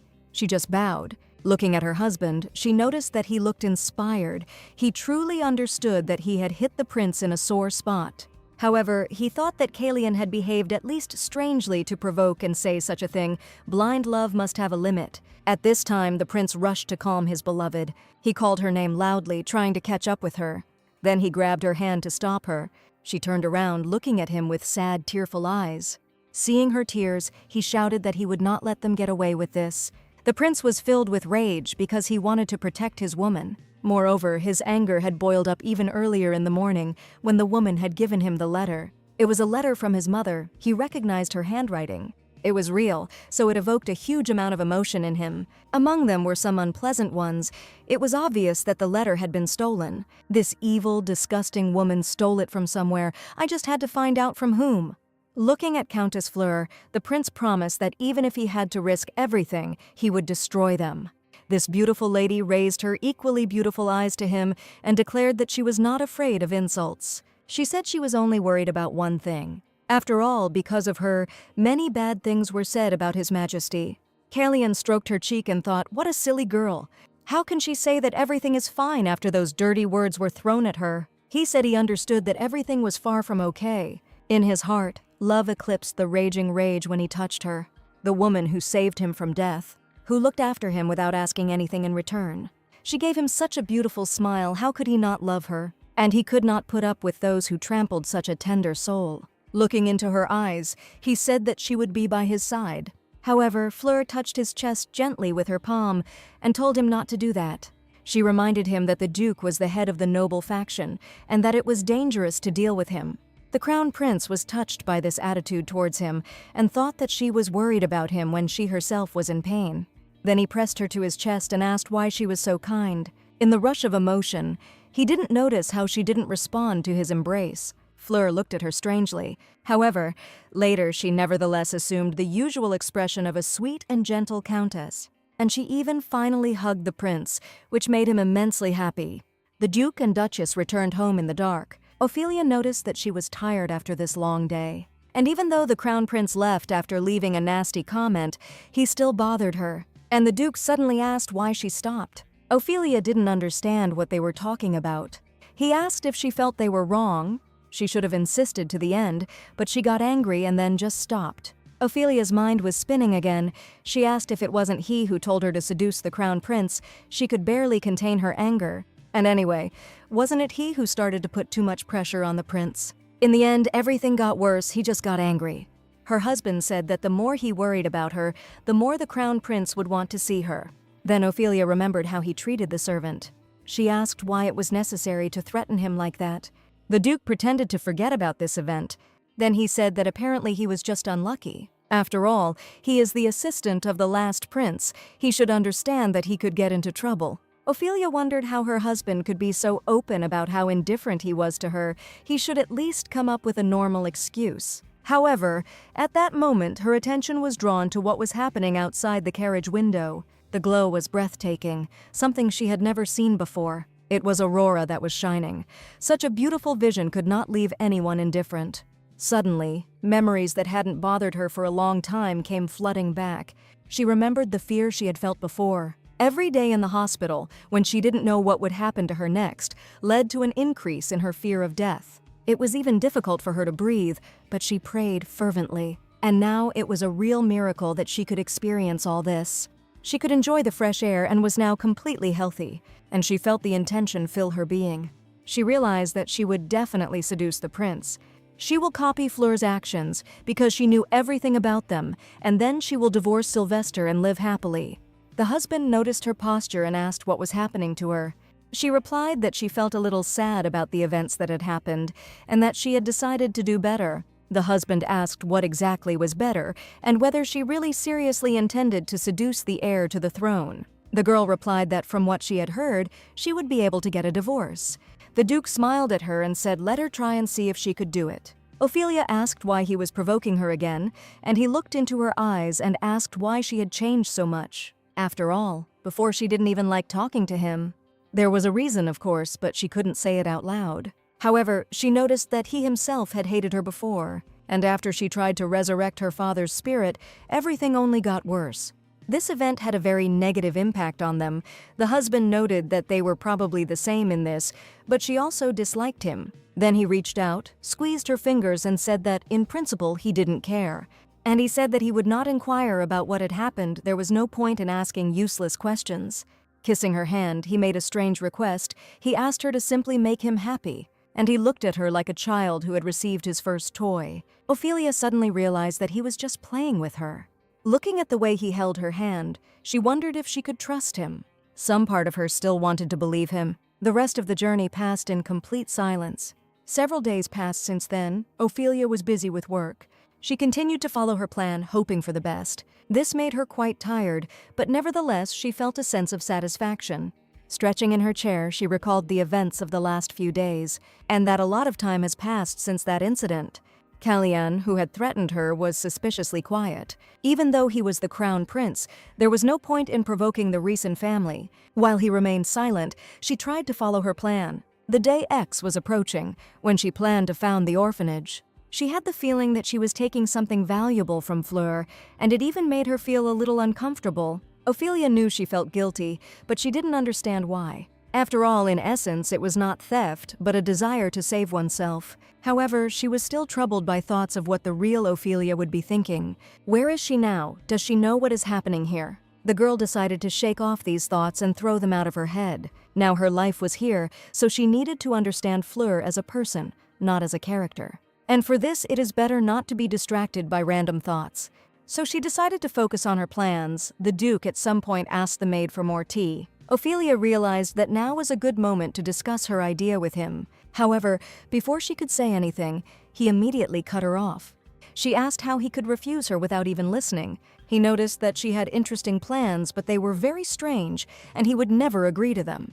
She was deeply indignant because she had only managed to say that she had one small idea. However, he said that he would not give her the money. She asked indignantly if he really thought she would sit quietly just because he said so, and he replied that that was exactly what he thought. Ophelia asked him to listen again. It really was a good idea. The Duke reluctantly agreed, and she immediately blurted out that she wanted to build an orphanage, a real shelter to help people. The Duke looked at her with a bewildered look and asked where. Ophelia replied that naturally in the slums. She noticed that their family is more known for its evil deeds than good ones. Now everything is not so bad, but later it can lead to terrible consequences. And wouldn't it be better to do a couple of good deeds? My husband asked if she had been struck by lightning, had she gone completely crazy. Then I noticed that such thoughts usually don't come into her head. She even seemed a bit offended. It was unpleasant. Then she indignantly asked if he would really judge her by her past for the rest of her life. Everything had changed. The husband asked skeptically, "Is that really so?" Ophelia said that he should understand for himself what the beauty of this proposal was. After all, they have already done a lot of bad things. Maybe it's time to try something new. This proposal certainly surprised her husband. However, his stupor did not last long. He suddenly burst into loud laughter, as if she had told some interesting joke. She didn't join in his laughter, but he told her to try. Then, smiling, he declared that all he could do was agree. Ophelia was so happy she thanked him loudly. Then she stated that she would have to invest as much as possible. The project would be large-scale, especially since it wasn't even her money. At that moment, his assistant ran into the dining room. The Duke asked what was going on. The assistant reported that a lawsuit had arrived. It said that it involved threats, extortion, and violence. The Duke asked if he was the defendant. However, the assistant looked at his wife, who was currently occupied with other thoughts. Still rejoicing in her soul that she had managed to persuade her husband, she let all the information pass. Well, in just a minute she was throwing thunder and lightning. The husband laughed and said that it was simply amazing. Ophelia was furious, reminding him that she had just been convicted and he was laughing. She was upset by his behavior, but she couldn't stop him. He asked what else he should do now. Apparently he was genuinely curious. Ophelia couldn't find the right words to express her dissatisfaction. She said she thought he would say he could handle it himself. However, he stated that she was still the accused, and she must decide the issue herself. The girl had become so accustomed to feeling her husband's support for most of her problems that she was somewhat offended. She yelled at him to help her at least a little, because he had just recently said that he would do everything she wanted. The husband laughed and said that it was just a joke. He was just amused by her facial expression at such moments. Then he said that he would find a good lawyer, and she would most likely get off with a fine. He would put it on her account. Ophelia decided that this was better than prison, but then she asked if the nobility had ever been fined, since they tried to hide it in every possible way. The husband said that usually yes, but apparently she will be the first noble person to receive punishment. The girl was simply amazed and thought, it will be funny when she gets fined. She will appear in the newspapers on her knees, the first to receive a fine. It was simply unbelievable and completely untimely. It turns out that this will happen immediately after the founding of the shelter is announced. She already imagined how the children would idolize her and how she would project the most modest appearance. But if she becomes the first person to receive a fine, her reputation will be destroyed. The girl clenched her fist and realized that she needed to withdraw the lawsuit. And that meant she would have to use her trump card. The next day she arrived at the palace. They even let her in. She noticed how much the attitude towards her had changed. The power of the letter, which was sealed with the family crest of the recent family, was nevertheless enormous. She was immediately invited, stating that they were expecting her. She knew it was humiliating, but she had to resort to one method. But it was unpleasant to remember him. She remembered how she persuaded her husband to write a letter so that she would be allowed into the palace. However, here the servants led her to the right room. That same unpleasant servant stood guard. I wonder how he will behave this time, whether he will be as arrogant. If this is the case, then he has not learned his lesson. However, when Ophelia approached, he lowered his eyes and said, "Please pass on, madam." The girl noticed that now everything was completely different. It was still pleasant. She didn't escalate the situation, although she understood that the previous Ophelia could have done something crazy by finishing off the guy. Ophelia found herself in a very, very modest room. The living room was usually considered the face of the estate, so it was given special attention. To put it mildly, it was very simple here. To put it bluntly, there was almost nothing in the room at all. She ran her finger down to the surface as if wiping away dust, wondering whose work it was. Most likely Fleur had a hand in this, because she was different from ordinary noblewomen. She avoided pretentiousness and lived quite modestly. Maybe this is not just like that either. She deliberately separated herself from other noble ladies in order to appear more innocent. Ophelia tried to calm herself down by tapping her head so that the previous owner of the body wouldn't turn everything upside down. Then she heard footsteps and thought that she was lucky today. Prince Kalian himself came to meet her, although this time she was not driven away. Honestly, she couldn't believe she had to look at that ugly face again. Nevertheless, she said out loud that they hadn't seen each other for a long time, calling the prince Your Majesty, and silently adding brainless. He suggested getting straight to the point, noting that if she asked to withdraw the lawsuit, she could leave immediately. The girl smiled weakly and thought, so that's how it means. Then she said that this is exactly why she came, to which she immediately received a negative answer. The prince said he would not withdraw the lawsuit, even if the whole world fell apart. Ophelia pointed out that it was not necessary to add metaphors to every sentence, after which she said that it was quite annoying. After all, she even gave him a letter from the Empress. The cup of tea seemed to fly into the air at the prince's reaction. He cried out how she found out, because after she handed over the letter, they found out how it was obtained. There were no clues. There was silence for a while the letter was being studied. The prince shouted how she stole him, where she found him. Ophelia smirked and asked if he thought she had stolen it. And be that as it may, she somehow managed to get hold of this letter, after which she asked if it was really worth telling everything.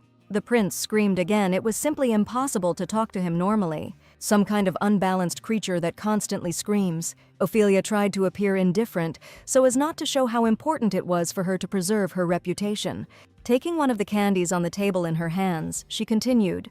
She stated that there was in fact another letter. The prince asked if she had brought it. Ophelia replied that she didn't have it now, but she would give it to him if he withdrew the lawsuit. The prince asked if he could trust her. Knowing her character, one could expect anything, especially since she didn't have the letter with her. The girl said, well then he can assume that there was no letter. She knew how dear it was to the prince. He turned away and told her not to do that. However, I immediately thought about it and decided that the punishment could be changed. He asked how about putting a ban on it. She will not leave the house for a month, and he will drop the charges. Ophelia thought about it. This was not quite what she wanted. However, the prince said that without such a condition he would not agree to the deal. She still wanted to avoid litigation, so it would be better to come to a compromise. The girl thought that there was some meaning in this. She replied that she agreed, let them think that she was under house arrest, but they had to keep it a secret. The prince asked in surprise why she wanted to do so, and the girl replied that if it became known that she had received a royal punishment, she would become the main topic of discussion in noble circles. The prince frowned and asked how long she had been caring about other people's opinions. Ophelia thought that her husband spoke exactly the same way. As if they were on the same page, she replied that it was her concern from that moment on. He pouted and said that he agreed and would remain silent. Ophelia thanked him, after which I noticed that it seemed I would have to wait a month before receiving the letter. After that, she stood up as if she was about to leave. The prince cried out, did she really want to deceive him? Ophelia, pretending to be innocent, said that because of house arrest she could not leave the estate. The prince could barely contain his rage. However, she knew that she had the right to do so. Kalian was furious, thinking how dare she fool him. However, she had to protect herself. And the prince suddenly thought that this feeling that appeared on her face was familiar to him. Ophelia wondered if the prince would hate her even more. She decided that it was probably best not to press him too much. That murderous look of his could lead to nothing good. The girl thought, perhaps she should loosen her grip a little, so she stopped and turned to the prince. She said that she was ready to share some valuable information with him. The prince asked her, confused, what she was talking about. Ophelia said there was another letter, the third and last letter from the Empress. It is located in the palace. The prince couldn't understand how she knew this, so he decided to ask her directly how she even knew where his mother's letters were. She knew she couldn't tell the truth. So she simply bowed before him and said what the Empress herself had asked me to convey to him sometime in the future. She reminded him of the image of his mother, which made his heart tremble again. He was stunned, but he couldn't say anything to her. Ophelia turned around and said that perhaps it was time for her to go. She left the stunned prince, adding that they would see each other in a month. And he stood there, looking out the window and not understanding. Why did his beloved mother do this? At home, Ophelia was met by her husband with the words, "My love." Then he added that at the sight of her he felt a thrill in his chest. She had made her way all the way to the crown prince, and she happily accepted house arrest. Ophelia didn't understand why he was irritated, because the lawsuit was withdrawn, and besides, the prince promised to keep everything a secret. Sylvester just grinned and asked if she believed it herself. The Duchess could not understand what was wrong. Her husband replied that his wife bowed before the crown prince. That was the whole problem. There is a clear difference between following the rules of the court and bowing to the decrees of the prince. Her husband was really unhappy. He said that this was all not good. Ophelia was upset and said that she had done all she could. He could have said something nicer. One of them said that nothing could be done. It was not the end of the world, and then asked what she would do at home in the next month. Ophelia asked why she should stay at home, which surprised her husband quite a bit. She said that she had a lot of things to do. She needed to visit some lands, check on people and find out what the children wanted, so the month would fly by quickly. Ophelia declared that she could not be stopped, and certainly not to tie him down to some kind of house arrest. It was clear that her husband was shocked by the sequence of her thoughts. However, he said that he was glad to hear it, and let Ophelia continue in the same spirit. She asked him what he meant. He said that it was what she deserved.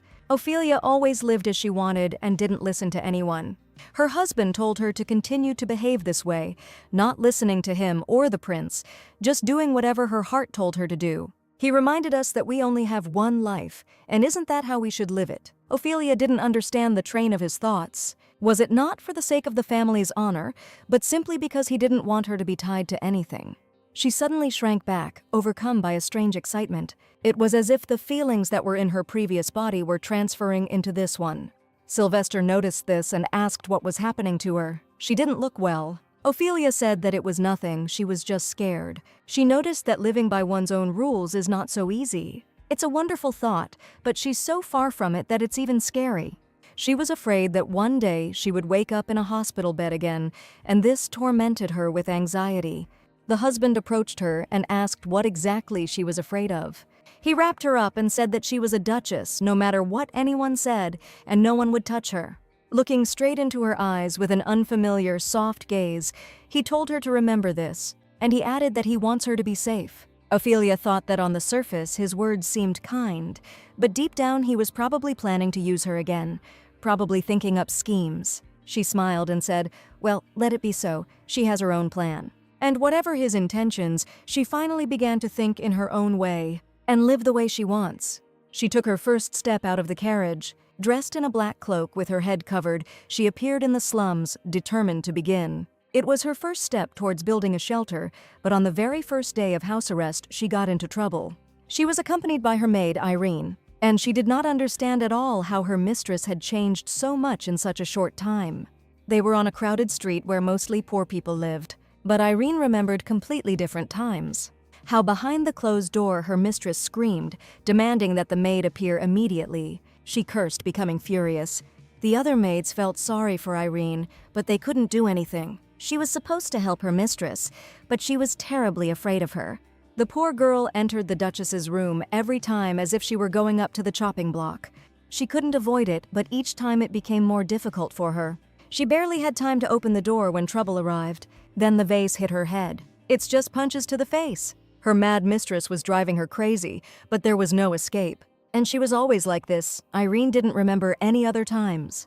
She humbly served her and cleaned up after her. The girl couldn't imagine that everything would change so much in the near future. And now she was with her mistress in the slums. And she turned to her and asked if she would like to try this fruit. Even though her proposal was quite sweet, Irene's heart sank. It seemed to her that her sweet mistress seemed even more terrible. Ophelia was studying the buildings at that moment. They were not bad, but too close to the main street. But she wanted to find something further away, although she thought that maybe she should first try to find that child, whatever his name was. He is 15 years old, he has the potential to become a knight, and in the future, he will definitely become a hero of the Empire. In the original novel, Fleur saw a boy stealing bread from a bakery, felt sorry for him, and decided to build a shelter. Ophelia herself would have liked to meet him like that, but what kind of villain could stumble upon such a pleasant plot? She thought she would just build a shelter and hope he would come. The Duchess began to speak about this out loud when her maid suddenly cried out in surprise. Ophelia turned around and asked why she was so surprised. She was just muttering under her breath. And then Irene finally thought that it would be great to build a place for poor people. She apologized and asked if she had said something wrong. Ophelia turned around and wondered what Irene was so afraid of. And then she suddenly remembered how strongly her maid had pulled herself together at the beginning. And even now she is all coward, as if afraid of a blow. Ophelia thought to herself that it was probably too late now, but she wished Irene would forgive her. So she turned to her, extended her little finger, and promised that she would never harm her again. Irene stood in a stupor, not understanding why her mistress was reaching out her finger. She finally couldn't resist asking if her mistress was okay. Ophelia understood that she did not fit into the customs of this novella at all, but every time she was surprised when they did not understand her. To her surprised look, Irene replied that she was just worried about her, whether everything was okay with her. After that day when she came back soaking wet, she started to behave differently. She basically became like a completely different person. Ophelia suddenly realized that all her attempts were in vain. Her maid became even more frightened. Irene said that Ophelia was very kind to those designers and then suddenly decided to build a shelter. She looked at her mistress and asked if she was seriously ill. The girl had to wriggle out of it. She said that everything was fine. She just rethought everything and wanted a better life. And the maid noticed that she had said before that she wanted to be like Lady Fleur. Maybe that was the point. Ophelia realized that she could not blame her, but when she reached out to her, an unpleasant thing happened. A pang of pain went through her heart as Irene raised her hand in a defensive gesture. However, Ophelia held her back and said that it was her fault that her maid did not trust her. And she simply adjusted the bow on her cape and said that this time she had seriously decided to change. After which she swore that she would never harm anyone again. She then added that she swears by the Reeson family name. The maid looked down, not knowing how to react to this. However, realizing that he would not get more out of her, Ophelia said that they needed to go. There were a couple more places to visit before the end of the day. She thought that everything was more complicated than she thought. It would be easier if there were pictures in the story. She was also worried about house arrest. She tried to hide, but it would be bad if she was recognized. Irene was delayed somewhere and was trying to catch up with her mistress. However, as she made her way through the crowd, she suddenly tripped and fell. She fell awkwardly right onto the roadway. She simply did not have time to stand up, which meant that if horses appeared, she would not have time to escape. Ophelia noticed this too late. She continued to walk forward. It was only when she turned around that she realized her maid was in trouble. She screamed, calling her to her, but the horses in the carriage were already rushing towards her, and Irene simply did not have time to react. As luck would have it, Ophelia was too far away. She wouldn't have made it in time. She screamed for Irene to run. However, the girl seemed to be in a stupor. She simply watched as the horses rushed towards her. At that moment, it was as if something flew past Ophelia. But she managed to see the green hair that she knew about from the novel. She realized that this was the future hero named Theo, and he ran without looking back, trying to save her maid. The horses were already too close. At that speed, they couldn't be stopped. But Irene couldn't do anything. She just covered her face with her hands. However, the guy turned out to be faster. He ran as fast as he could. He grabbed Ophelia's maid and pushed her out of the roadway. After that, he bent over her and asked if everything was okay with her. The girl replied that everything was fine. The guy leaning over her asked if she was hurt. Looking at her savior, Irene thanked him, saying that everything was fine. Ophelia finally exhaled. She was worried about this girl. And most importantly, she couldn't believe that she had met Theo. She ran to them to make sure everything was okay. At the same time, remembering that she should not be recognized, she tried to keep the hood on her head. After which, she thanked the guy and asked if he was injured. But then, quickly glancing at him, she realized that this was not so. His leg was bleeding. She asked if he had broken anything, and he remarked that it wasn't that serious, just a small scratch. Ophelia took out her handkerchief to bandage the wound. She said that first aid was needed and she would stop the bleeding, after which she added that the wound would fester if nothing was done, and she would pay for his treatment. The guy became embarrassed, blushed, and said okay. And Ophelia, I thought he was so modest, it was so sweet. Then I wondered who the owner of the carriage was, who allowed themselves to rush at such speed along the noisy street, when suddenly I heard a voice from the carriage. The man getting out grumbled about the stop. He almost fell out of the carriage. And then he approached them and said that he would not leave it that easily. Ophelia glared, thinking, what an idiot. And then she said that he shouldn't first check if everything was okay before getting upset. She said that someone could have died here if he was a nobleman, so he should behave accordingly. The man screamed, calling her crazy. Ophelia ordered the guards to be called to resolve this conflict. Everyone around was embarrassed. It seemed she was the only one who didn't know who she was dealing with. She looked back, sensing something was wrong, and the man laughed and asked if she even knew who he was. After which he loudly introduced himself, saying that he was Ilbert Wright, the second son of the Wright family. Besides this, he was also a vassal of the Reeson family. This meant that he served her husband. However, he continued, getting angry, that if she had crossed the line, she would have disappeared into the alley without leaving a trace. That is, he threatened her. There is still a downside to black cloaks. But at that moment the man suddenly stopped short, hearing laughter. He looked at this modestly dressed woman and thought that she had completely lost her fear.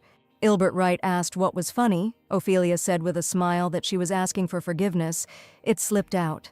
She thought that it seemed her husband had made a big mistake by recruiting people who had fallen below their class. People behind his back started asking how he could behave like that, but everyone knew what a bastard he was. Calling those around him small insects, he was ready to attack them. Ilbert asked how they dared to insult him at all, after which he took up his sword, declaring that they were behaving arrogantly. Ophelia's eyes widened, and she couldn't believe he was really going to attack. He swung, shouting that it would be better if they were crushed to death by the carriage, after which blood gushed out, but almost no one in the crowd understood whose, the guys or the maids. Theo looked on in shock. Everything was happening very close to him. He saw the silver hair fly up and knew that he and the girl were unharmed, and the blood was the one that rushed to their defense. She jumped up between them and this nobleman so abruptly that he didn't have time to react. Irene screamed for my lady to move away, but the attacking nobleman was even more shocked as he saw the face of a girl whose hood had fallen from her head. He had seen her not long ago and could not mistake her. It was Ophelia Reesond. She had silver hair. In addition, he and she had emerald-colored eyes, and her beauty resembled the charm of a fairy, but all this was overshadowed by her malice. He immediately dropped the knife, realizing that he had brought trouble upon himself. Falling on his knees before her, he began to beg her, although everyone around knew how harsh her character was, how she spared no one. At that moment, the maid ran up to her mistress asking how badly she was injured, and Theo also looked at her in bewilderment, wondering why she stood up for him. Ophelia noted that gratitude was enough. She was just glad that he got off with only a scratch. Theo couldn't believe that this girl was interested in his condition. However, he thought that even if the nobleman was frightened, she must be a very frightening person. But for him, she was like an angel. Finally, after some time, the commotion ended. Ophelia returned to the house, but a thunderstorm awaited her there. Her husband shouted that everything was not as she said. She couldn't understand what was wrong with him again, why he was yelling at her again, and he bent over her and said that he had been told everything. When all the commotion was over, Ophelia decided that she needed to make the witnesses keep quiet about it. She felt like she had weathered the storm. However, she still had to get home. Irene was surprised and said she would never have thought that the lady would do so much for another person. Ophelia didn't say out loud that she was actually standing up for Theo. But the maid had something else on her heart. She was worried that when she returned, she would have to pretend that nothing had happened. The thing is, Ophelia was under house arrest by the prince, and she would be in big trouble if anyone found out she went out, so she talked to all the witnesses. Although it sounded more like a threat, she said that she would curse all their families if anyone dared to tell about what happened today. She had her own way of putting things in order, but everyone took it calmly. The maid said that before it was hard for her to believe her mistress's words, but everything changed. She noticed that it seemed the Duchess was indeed telling the truth. But Ophelia was worried because she felt unworthy. She was tormented by her conscience because she heard such kind words addressed to her. Moreover, her actions were clearly planned. But on the other hand, if people stop being afraid of her, she will be the winner. And it was worth it, so she decided to relax. And I simply thanked Irene for her words. Then she noted that they had better return before it got dark. She hurried the maid, heading back to the castle. However, screams awaited her there. All the newspapers were already full of articles about what a savior she was. Many witnesses confirmed what happened, and newspapers wrote that the moment had come for her to transform into a different person. And she couldn't believe which of them had blabbed because she had ordered them all to remain silent. Did she really need to curse everyone, even though it was her own fault? At that moment, she heard her husband clapping for her. He said he was proud that his wife was once again a major topic of discussion. She asked if he was deliberately adding fuel to the fire, and he replied that it was pure admiration. She noted that she didn't want to attract attention. Ophelia asked if he really thought she wanted this herself. Her husband asked why not. He asked if she cared that other people got hurt. The Duke noted that he himself did not take risks out of good faith. His life was too valuable for that. Ophelia tried to explain that the boy had saved Irene, and if the Sylvester family's maid and the boy had died then, they would have been spoken of in a bad light again. Even founding a shelter wouldn't have helped her then. She sacrificed herself for the sake of honor, and her husband replied that he was glad to hear it. If it were out of the kindness of his heart, he would have been disappointed in her, Ophelia asked him again. He answered that he was glad that his wife was still the same. Afterwards, he turned around and said that he would go. He was sure that she would bring many more problems. She called out to him and said that actually it was the other way around, and thought to herself that she had still managed to get out of it easily. Well, since she's in the news, we need to take advantage of it. She called Irene and decided that Theo would become the face of the shelter. At this moment, Ilbert Wright was thrown into prison. He bowed before the Duke, who said that there were rumors that he had wounded his wife. He noted that he did not know. Otherwise, he would have immediately thrown himself at his feet, and the Duke asked Ilbert why he thought he had been silent all this time. Why didn't he pay attention to his actions? Did he really think the Duke knew nothing? Or that the second son of the Wright family is too pricey for him? His family was constantly squandering the Treasury's funds. It was rumored that they were engaged in illegal business. The most interesting thing was that they spent the money they had saved up, sucking up to the Crown Prince. And he was glad, because he believed that he was weakening the Duke's power. Here, the Duke again turned on his demonic nature, which made Ilbert's heart tremble. Sylvester said he was withdrawing support from the Wright family, and he will issue a decree that no representative of this family should set foot on the Duke's lands. Ilbert begged to be heard, but the Duke was adamant. He sobbed, clutching the Duke's legs, begging for a chance. But the Duke grabbed him and looked at him menacingly. The vassal's soul froze at one glance from the half-demon. The Duke said Wright could now truly live, even if he has to die for it. A chilling scream came from the basement. As he left, the Duke ordered the guard to follow the orders. However, the servant almost vomited when he saw what had become of the second son of the Wright family, and the Duke headed to his castle. He knew that he wanted to get everything that had value, and what he receives he will never give to anyone. Never. The next morning, Theo appeared at Riesen Castle. He was amazed by the luxury surrounding him. The maid asked where his luggage was, and he replied that it was not there. He didn't understand at all why he was called here, but then he heard footsteps. He was simply amazed at the sight of the Duchess.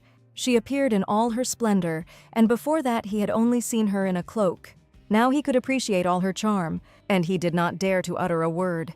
And Ophelia, standing before him, decided that she would finally have a way to avoid the sad fate of the heroine and achieve recognition from society, as well as a divorce from her husband.